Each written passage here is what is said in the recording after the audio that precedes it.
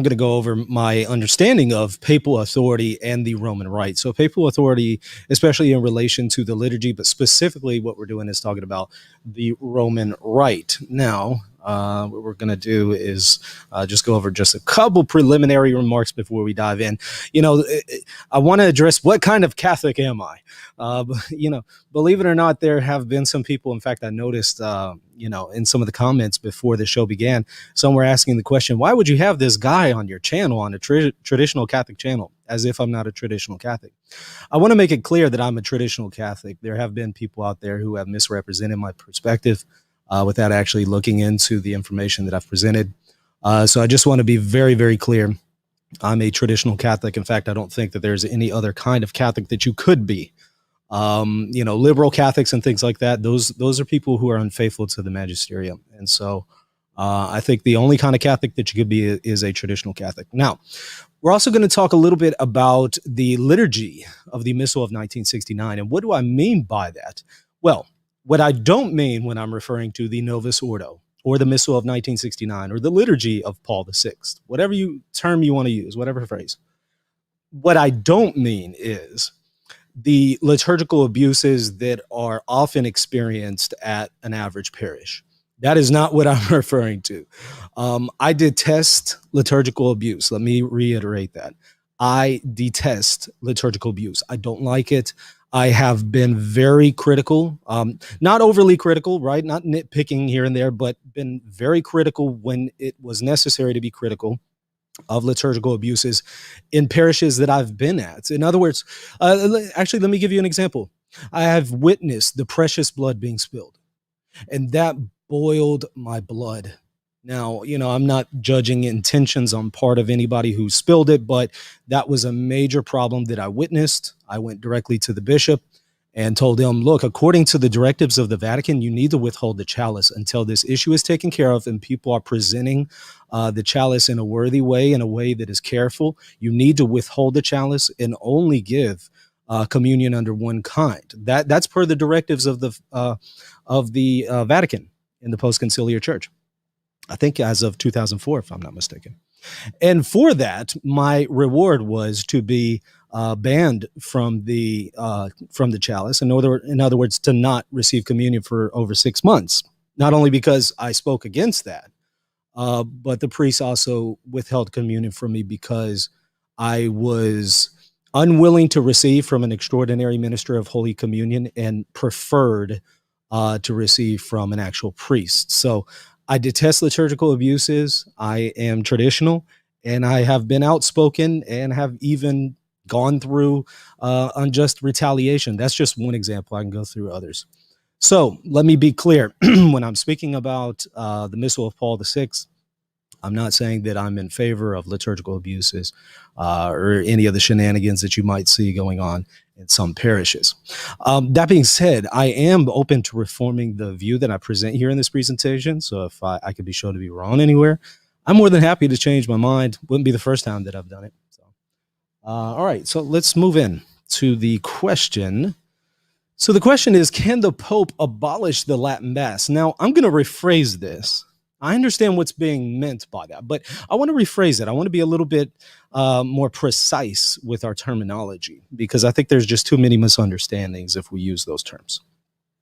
I'm going to rephrase it to say the better way to phrase this is, can the Pope discontinue the Missal of 1962 and replace it with the Missal of 1969?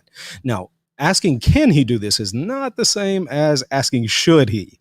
If we're going to ask the question, should he do this? We're going to have a very different presentation than what I'm about to demonstrate. But if the question is can, as far as power and authority of the papacy, I'm going to answer yes. So the short answer is going to be the Magisterium affirms that the Pope can discontinue the Missal of 1962 and replace it with the Missal of 1969. But there's a big qualification here. Notice the note that I have there at the bottom. This is only possible because the Missal of 1969 is not a different rite than the Missal of 1962. So if a Pope were to discontinue the Missal of 1962, if a Pope were to do it, I'm not saying he should, but I'm just saying if he were to, and replace it with the Missal of 1969. He has not abolished one rite and replaced it with a different rite, because the Missal of 62 is the same rite as the Missal of 69. Again, and I'm talking about objectively. I'm not talking about liturgical abuses.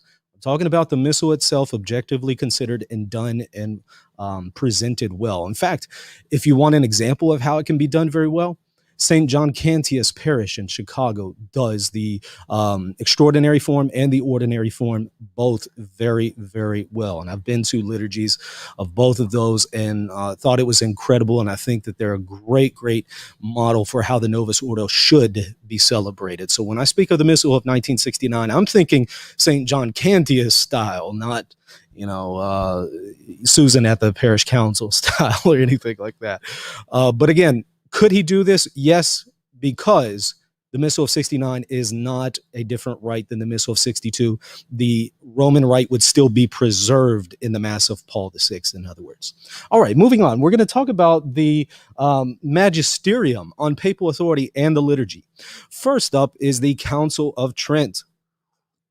It says this, quote, "It furthermore declares that this power has ever been in the church, that in the dispensation of these sacraments, their substance being untouched," I want you to notice that, "their substance must remain untouched. The church has no authority to change the substance of the sacraments." Zero. The Pope can't do it. An ecumenical council can't do it. Nobody can change the substance of a sacrament. That being said, it may ordain or change what things soever it may judge most expedient. And notice that it's the church judging what is most expedient, not me as a private individual, not me as a lay Catholic. The church, in whatsoever it judges most expedient, it may ordain or change for the profit of those who receive or for the veneration of said sacraments, according to the difference of circumstances, times, and places. See, I lost my place there. And this, the apostle said not obscurely to have imitated when he says, "Let a man so account of us as the ministers of Christ and the dispensers of the mysteries of God." So they give a scriptural support for that position. All right, moving on to the next one here.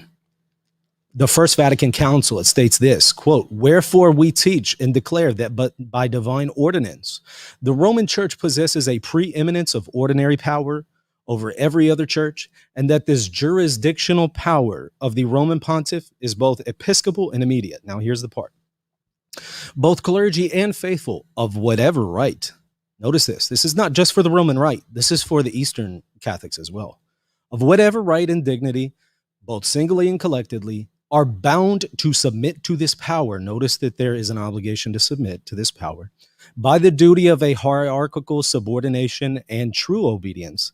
And this not only in matters concerning faith and morals. So we're not just talking about matters of faith and morals where an obedience is to be given, but also in those things which regard the discipline and government of the church throughout the world. Very important. Notice that. Discipline and government. We'll talk a little bit more about that later on. But I also want to note in the next screen, there's an anathema attached to this. "If anyone then shall say that the Roman pontiff has the office merely of inspection or direction." That's important, because some people are going to say, look, all the Pope can do is he can just kind of inspect the liturgical situation and kind of direct it, but he can't make major changes to it. In fact, I'm going to quote somebody who's going to say that later on. I would say that goes against what Trent is saying here. He has more than just the authority to inspect and direct. So if anyone then shall say that the Roman pontiff has the office merely of inspection or direction, and not the full and supreme power of jurisdiction over the universal church, not only in those things which belong to faith and morals, so not just in faith and morals, but also in those which relate to discipline and government of the church spread throughout the world, or assert that he possesses merely the principal part and not all the fullness of this supreme power, and that this power which he enjoys is not ordinary and immediate, but over each and all the churches and over each and all the pastors of the faithful, let him be anathema. There's an anathema attached to this.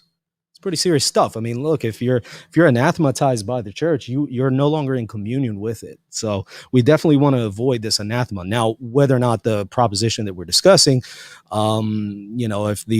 if a person denies it falls under that anathema, can be debated. But I do want to present that. All right. So Pius XII, Mediator Dei, says this: "It follows from this that the sovereign pontiff alone enjoys the right to recognize and establish any practice touching the worship of God. Notice it's the Pope who has that authority, not me as a private individual. It's the Pope who can recognize and establish any practice touching the worship of God, to introduce and approve new rites. So we even have an introduction and approving of new rites, new liturgical rites, as also to modify those he judges to require modification. So now we're not just talking about introducing a new rite, we're actually talking about modifying existing liturgical practices. And it's something that he judges requires modification, not what I think may or may not require modification. It's what the Pope thinks. Very important. Continuing with the Magisterium, quo primum from Pius V says this: we specifically command each and every patriarch, administrator, and of all persons or whatever ecclesiastical dignity they may be they even cardinals of the Holy Roman Church or possessed of any other rank or preeminence, and we order them in virtue of holy obedience to chant or to read mass according to the rite and manner and norm herewith laid down by us, and hereafter, notice this, to discontinue and completely discard all other rubrics and rites of other missals. So he is speaking about the discontinuation of other rites of other missals. The term rite, however, is being used a little bit different back then than we would use the term today. But liturgical practices, you could think of it like that.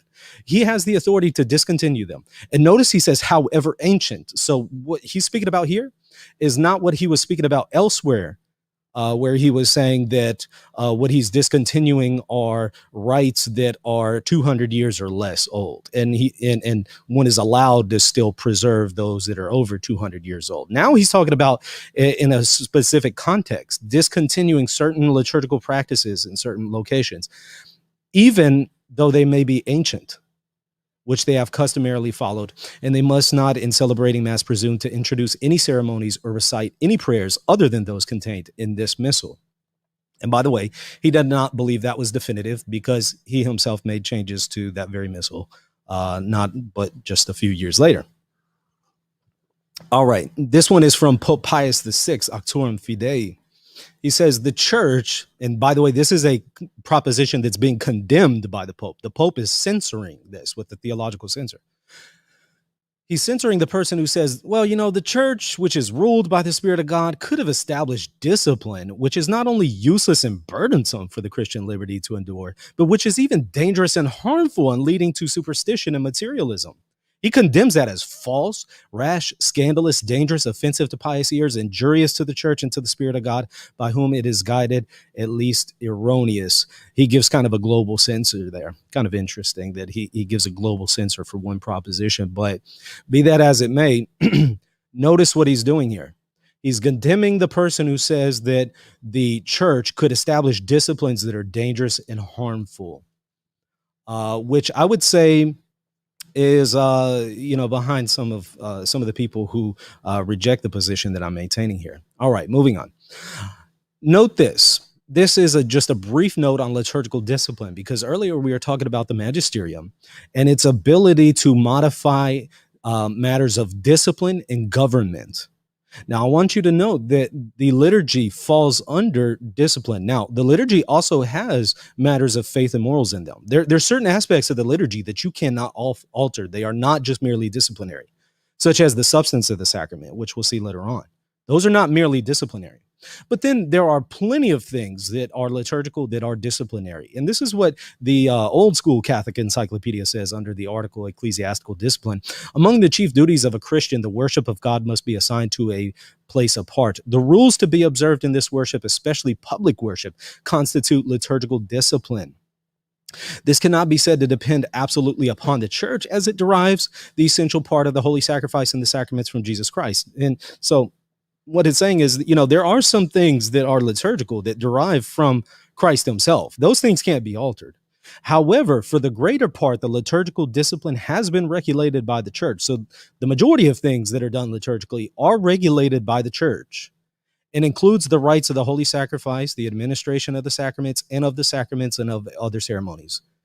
These liturgical aspects and liturgical disciplines are within the authority of the church to modify, be it Pope or an ecumenical council. All right, moving on here. Pope Paul VI, he says this, and this is in his address to a general audience discussing the liturgical reform and the new Missal. He says, effectively, that the new Mass, the Missal of 69, has no substantial changes to it. There's no substantial change between the Missal of 69 and 62.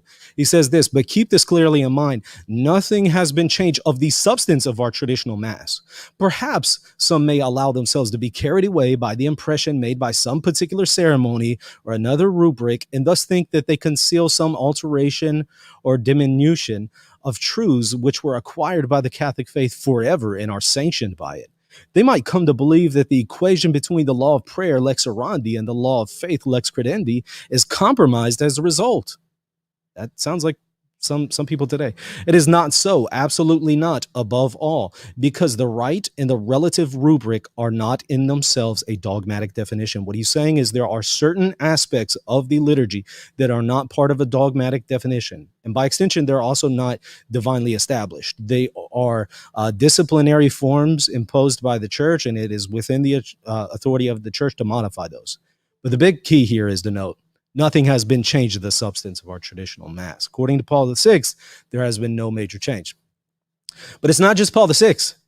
Let's look at Pope Benedict XVI on the Missal of 69. According to Pope Benedict XVI, the Missal of 69 and the Missal of 62 are not two different rites. He says this, it is not appropriate to speak of these two versions of the Roman Missal as if they were two rites. He says that's not appropriate. Rather, it is a matter of a twofold use of one and the same rite.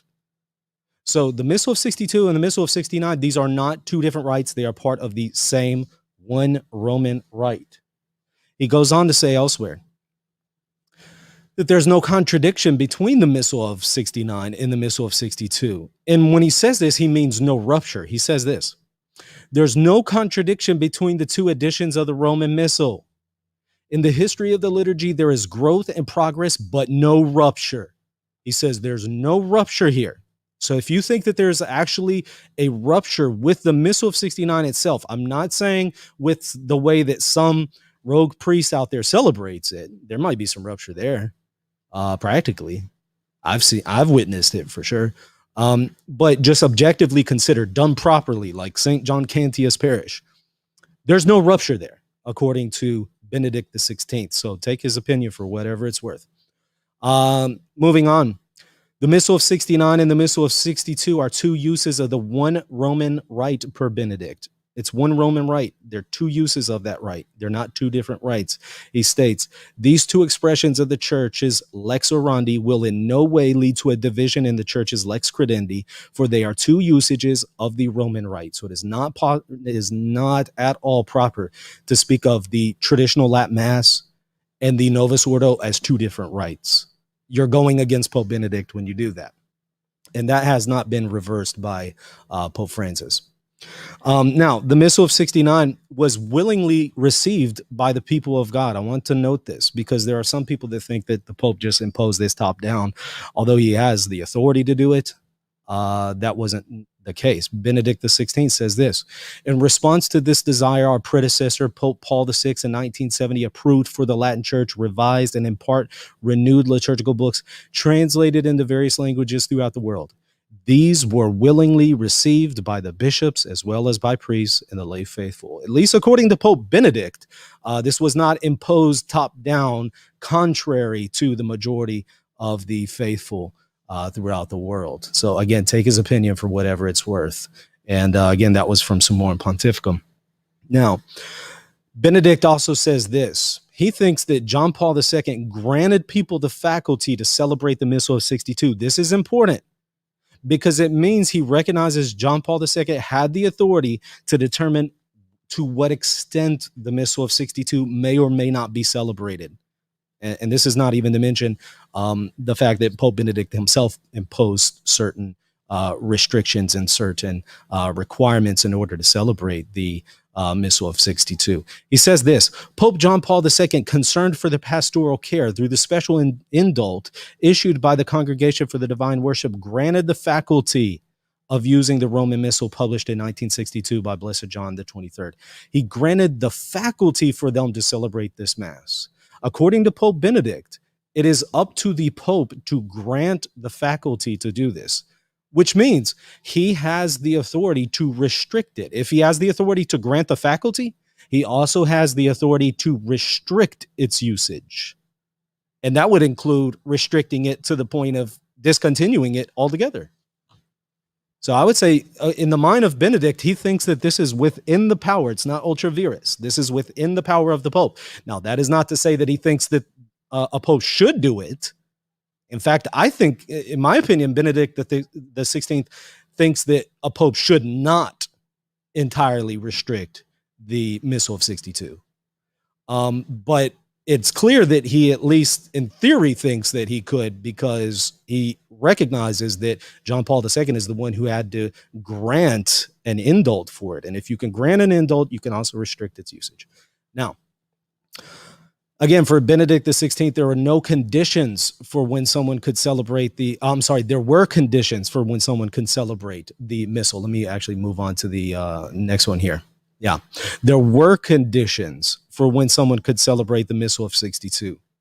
It was not something that anyone could just do at will. According to Benedict, you couldn't, after the new Missal came out in 69, you couldn't just celebrate the Missal of 62 at will.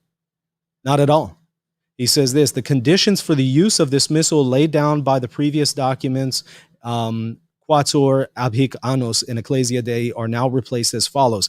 And he goes on to give his own restrictions on and conditions for when this can be celebrated. So he's noting that there were conditions before, and he's even mentioning some of his own conditions.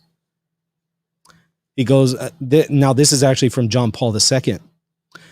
And this is from that document that Benedict was just quoting from, Quator Aphic Annos. Since, however, the same problem continues, the Supreme Pontiff, in a desire to meet the wishes of these groups, grants to diocesan bishops the possibility of using an indult, whereby priests and faithful, who shall be expressly indicated in the letter of request to be presented to their own bishop, may be able to celebrate the Mass using by Roman Missal according to 1962 edition, but under the following conditions. And he goes to give conditions. But you can't grant something that you don't think you have the authority to restrict. So please note that. All right, moving on. I want to briefly just mention here Suarez, well-known theologian, on the authority of the Pope in relation to the liturgy. And for those of y'all who would think, well, how long is this presentation going to be? We're about halfway done. Now, this is from, again, Suarez. He notes that the church can change accidental features of the liturgy, but not anything of the substance of the sacrament. This is, in fact, what the theologians are going to reiterate over and over and over. You can't change the substance of the sacraments. That's established divinely. Nobody has that power and authority.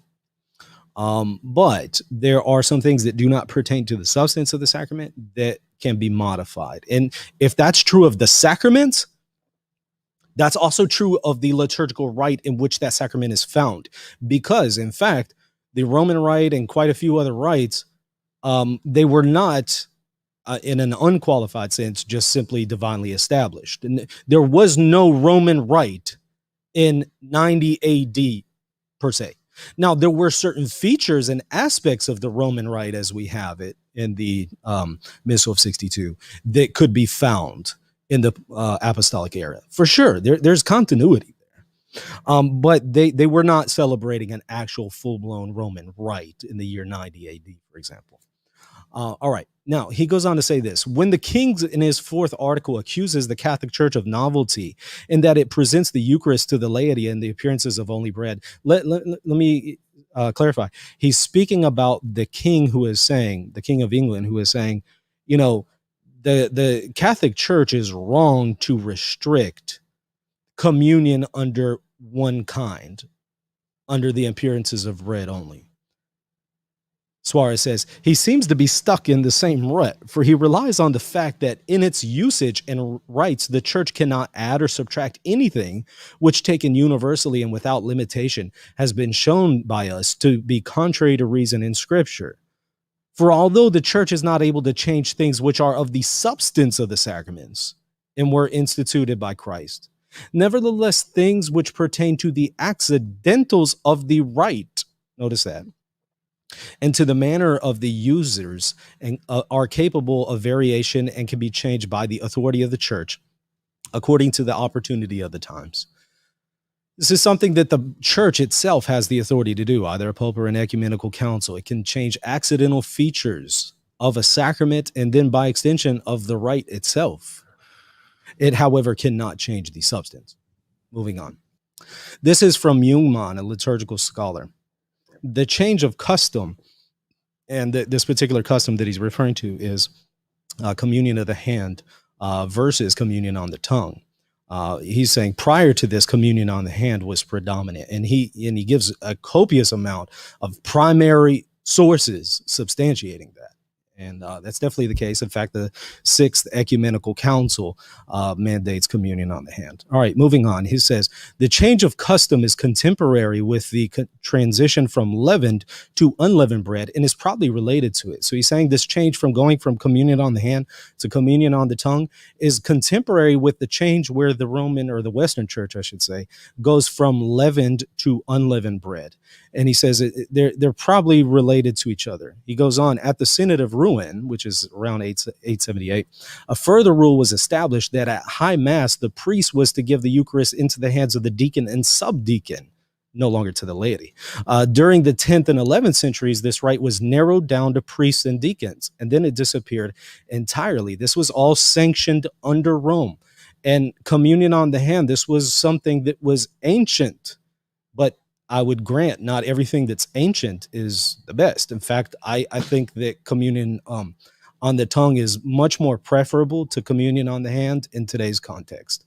I'm opposed to communion on the hand in the vast majority of parishes, not on a matter of principle, but on the matter of most people aren't doing it very well. They're leaving particles all over their hands. They fall on the floor. They're being disrespectful. They're treating it like it's a cracker. There's all kinds of problems with it. But just noting here that this happened under the auspices of Rome, this is a pretty big change. And then going on to one other one, communion under one kind is noted to be apostolic by the Council of Trent, and yet this is, of course, something that was modified by the authority of the Church.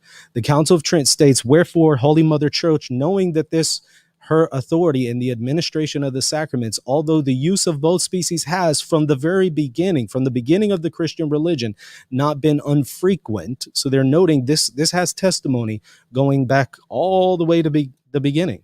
Yet in progress of time, that custom having been already widely changed, she induced by weighty and just reasons, has approved of this custom in communicating under one species and decreed that it would be held as a law, which is not lawful to reprobate or change at pleasure without the authority of the church itself. So we talk about preserving tradition, and all that sounds wonderful, except for the fact that there are traditions that Rome has not preserved. And again, as I noted previously, it's up to the church to determine which traditions it will preserve and which traditions are not going to be preserved. Moving on, Pope Paul VI, he revised, though I would say not substantially, both the matter and form of the sacrament of the anointing of the sick. He revised both. Now, again, it's important to maintain tradition, but I mean, are we going to say this was ultra vires? Are we going to say that, okay, now the administration of the sacrament under the Missal of 69 or after this change is no longer valid? I mean, to what extent are we going to carry this argument? Moving on to the next one.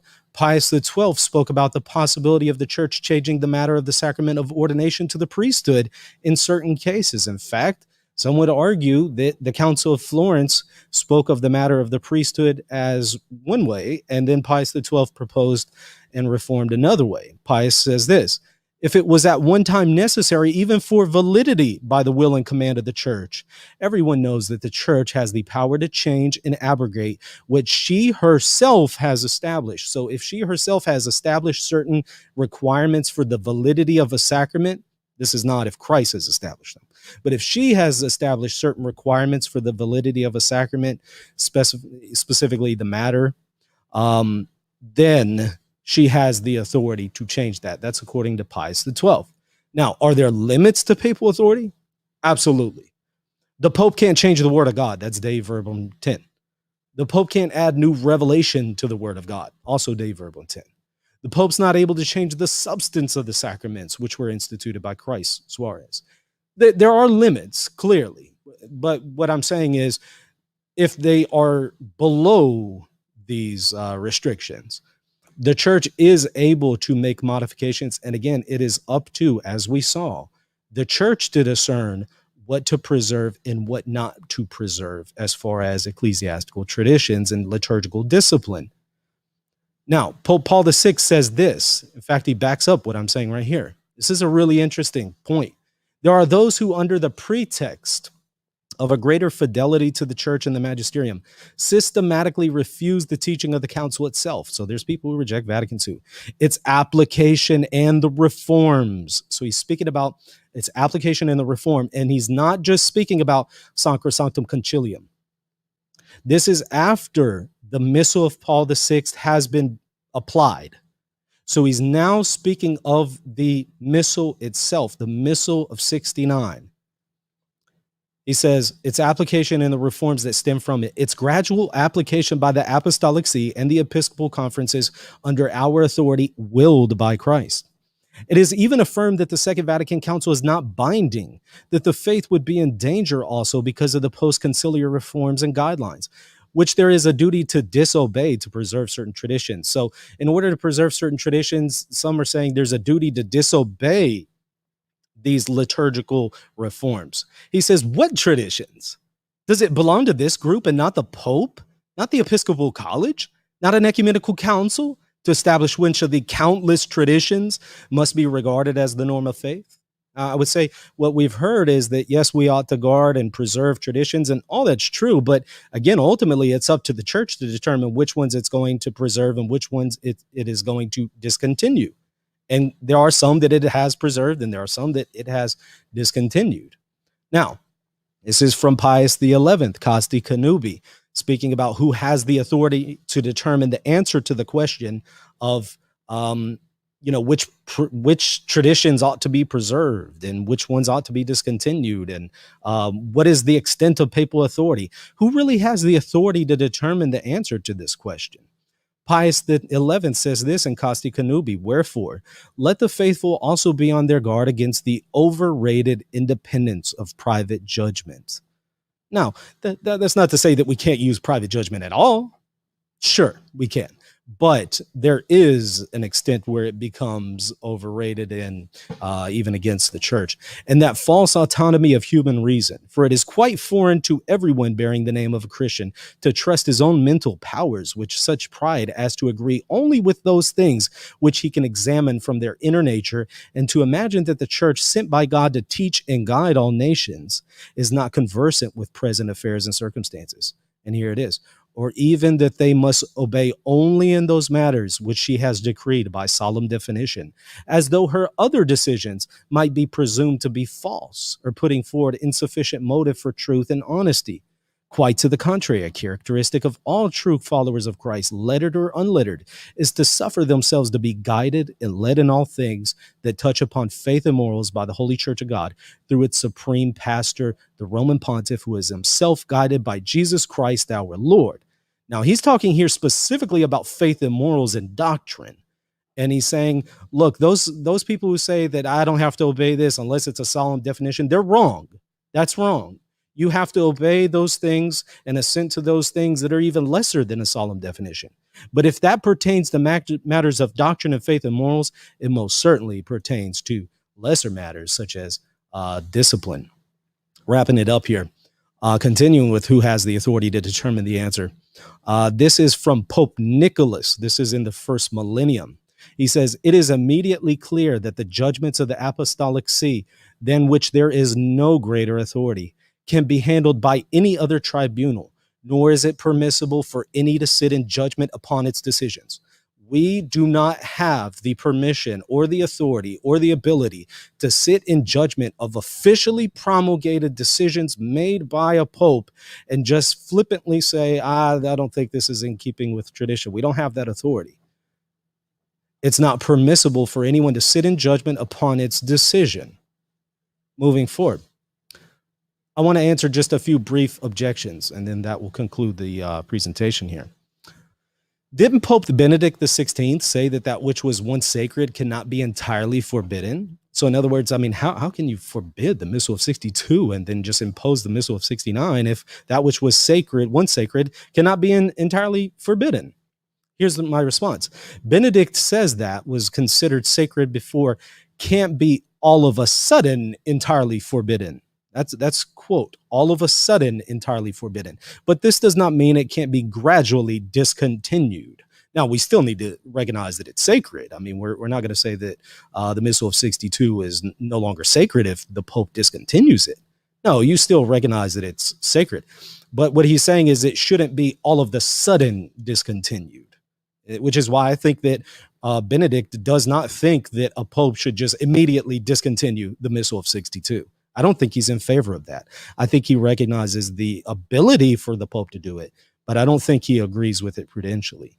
He states, what earlier generations held as sacred remains sacred and great for us too, and it cannot be all of a sudden entirely forbidden or even considered harmful. And I agree with that, but I don't think that that's really relevant to whether or not the Pope can actually discontinue the Missal of 62 gradually.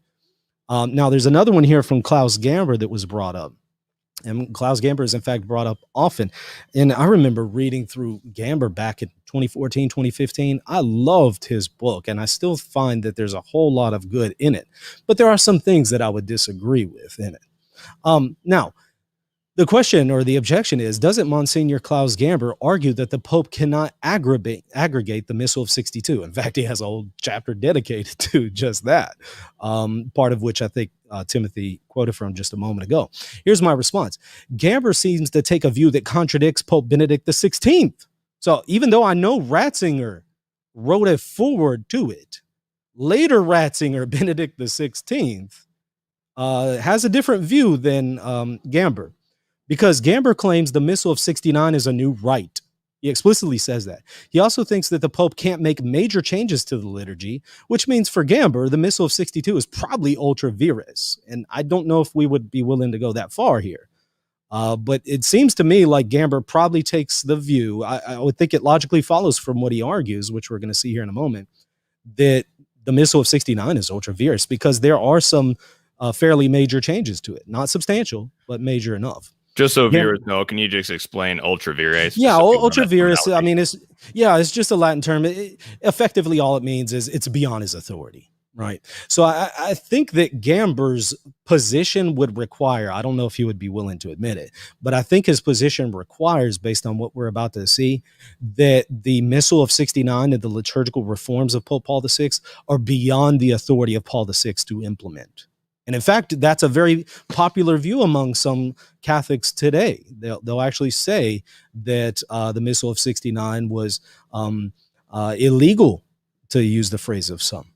Now, here's what Gamber states. And again, this goes contrary to what Benedict XVI is saying in Summorum Pontificum and the accompanying letter of Summorum Pontificum sent out to the bishops on the occasion of its promulgation. Gamber states this: since there's no document that specifically assigns to the apostolic see the authority to change, let alone to abolish the traditional liturgical rite.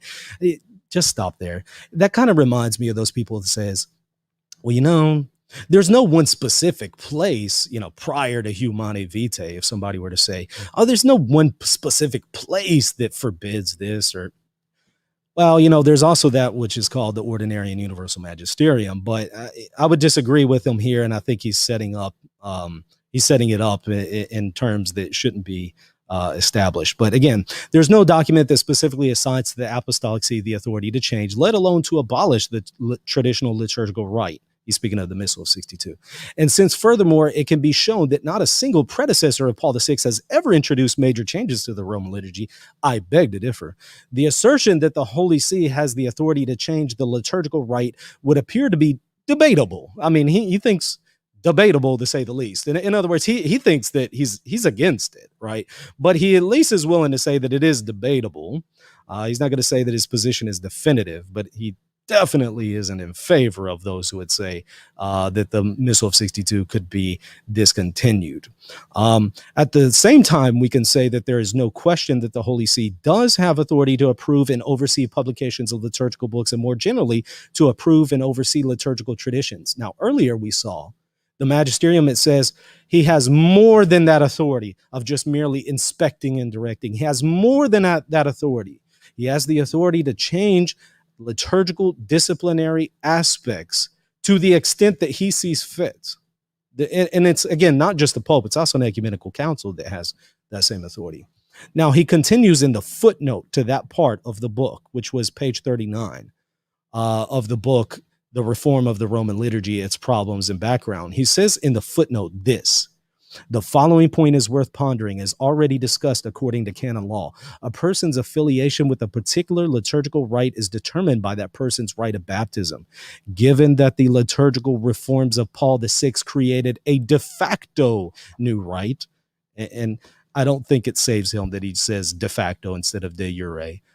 He's saying this is a new rite, the Missal of 69. That's completely against what Benedict himself said. So anybody who's trying to use Gamber and Ratzinger in conjunction, it's not going to work.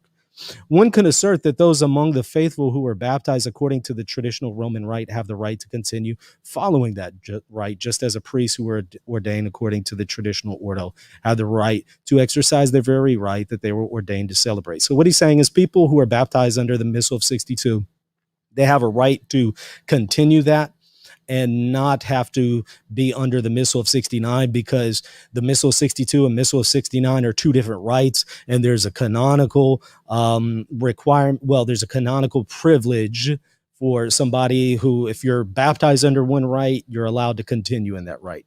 Again, that assumes, and also he proposes, that the Missal of 62 and 69 are two different missals. And if they're not, his argument fails. And according to Benedict, they're not. So, last one here. Then Cardinal Ratzinger, in the spirit of the liturgy, say there are limits to papal power of the liturgy. So here's the quote, as far as my response. After the Second Vatican Council, the impression arose that the Pope really could do anything in liturgical matters, especially if he were acting on the mandate of an ecumenical council. Eventually, the idea of the givenness of the liturgy, the fact that one cannot do with it what one will, faded from the public consciousness of the West. In fact, the First Vatican Council had in no way defined that the Pope was an absolute monarch. On the contrary, it presented him as the guarantor of obedience to the revealed word. But I would simply say changing from the Missal of 62 to 69 is not going against the revealed word. The Pope's authority is bound to the tradition of faith. Now, this is speaking of apostolic and especially divine apostolic tradition. It can't be referring to even human apostolic tradition, because the church has itself changed certain human apostolic traditions. So he's clearly referring, when he speaks of this, to divine tradition. And that also applies to the liturgy. So in other words, those parts of the liturgy that pertain to divine tradition, yeah, the church can't change that. And anybody who thinks that Vatican I grants that, they're wrong. It is not manufactured by the authorities. Even the Pope can only be a humble servant of its lawful development in abiding integrity and identity. The authority of the Pope is not unlimited. It is at the service of sacred tradition. We're not talking about ecclesiastical traditions, not in the sense that we're using that term today. Now, we could try to equivocate with how that may have been used in the first millennium, but they're not using those terms in the same way as we are. This is specifically sacred tradition that the Pope is not above, that he is speaking about in the spirit of the liturgy. So my conclusion on that is the Missal of 69 does guard the revealed word and serves sacred tradition. So if one were to fail to do so, if Paul VI failed to guard the revealed word and sacred tradition, what was Pope Benedict doing when he celebrated this thing as Pope? I mean, is he failing to guard sacred tradition by celebrating the Missal of 69? I mean, the Reformed liturgy? Clearly that's not the case. And then one more, didn't Pope Benedict say that the Missal of 62 was never abrogated? Well, according to Benedict XVI, the Missal of 69 was never abrogated, but this does not mean it could not be restricted. He says this: as for the use of the Missal the 1962 Missal as Forma Extraordinaria of the Liturgy of the Mass, I would like to draw attention to the fact that this Missal was never juridically abrogated, and consequently, in principle, was always permitted. Here's the part that people miss, though. At the time of the introduction of the new Missal, it did not seem necessary to issue specific norms for the possible use of the earlier Missal. Why would he say that? If it weren't the case that he thinks that there could be norms to restrict the use of the Missal. Clearly, he thinks that John Paul II could restrict the use of the Missal of 62. He spoke about that, as we saw earlier. He himself imposes certain conditions for the celebration of the Missal of 62. So he believes there are certain norms that the church can grant or revoke in order to celebrate this Missal. So this quote that everybody always goes to, it was never juridically abrogated, that might be true, but that does not mean that the Pope couldn't discontinue it, because he goes on to say that, the Pope had to issue an indult to allow for its celebration. Well, if he issues an indult, he can also restrict it.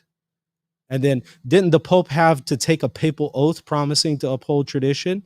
Some have pointed to various papal oaths that were taken by popes that speak about preserving liturgical tradition. Here's my response. Various papal oaths were taken at certain periods in church history, and some of them speak of the duty to preserve the liturgical discipline of the church. And I wholeheartedly affirm there's a general duty of the church, the Pope, to do that. He shouldn't just flippantly change whatever he wants.